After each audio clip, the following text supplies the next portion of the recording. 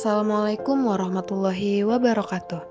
Di wilayah Banten, yakni Kampung Kilasa 3, Kelurahan Kilasa, Kecamatan Kasemen, Kota Serang, Banten, terdapat sebuah makam keramat bernama Nyi Buyut Sijorog atau biasa menyebut masyarakat dengan nama Nyi Buyut Sijorog.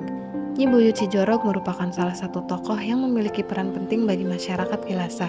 Selain itu, Nyi Buyut Sijorog merupakan keturunan Syekh Ulama Banten pada masa Kesultanan Banten. Makam keramat Nyi Buyut Sijorog juga memiliki keunikan tersendiri, yakni letak makam tersebut berada di tengah jalan raya di Kampung Kilasa.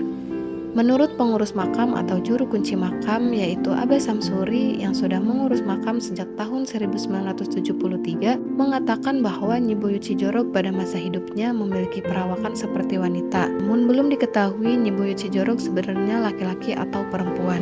Abah Samsuri juga mengatakan setiap orang yang datang berziarah biasanya memiliki hajat atau keinginan ataupun sekedar berwisata religi saja. Namun peziarah yang datang kebanyakan hanya dari warga Kilasa saja. Adapun orang yang berasal dari luar kota yang datang berziarah hanya karena penasaran dengan cerita dari Nyi Buyut Sijorog Kilasa. Menurut cerita orang dahulu, Nyi Buyut Sijorog meninggal karena tenggelam ketika sedang bermain di kali atau sungai. Dan ketika jenazah diangkat, tidak tercium bau busuk melainkan bau harum yang keluar dari jenazah tersebut.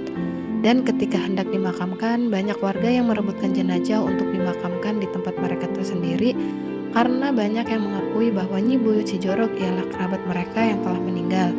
Namun setelah memuat dan musyawarah yang sudah dilakukan, akhirnya pemakaman Nyi Buyut Sijorog dibuatkan makam yang terletak di tengah jalan sekitar Kampung Kilasa. Menurut peziarah yang datang, ada yang melihat bahwa makam keramat Nyi Buyut Sijorog terlihat bersinar dan selalu mengeluarkan aroma harum. Pada zaman dahulu, ziarah ke makam seseorang hanya dilakukan oleh para orang tua dan hanya dilakukan ketika ada hajat atau keinginan yang ingin dicapai.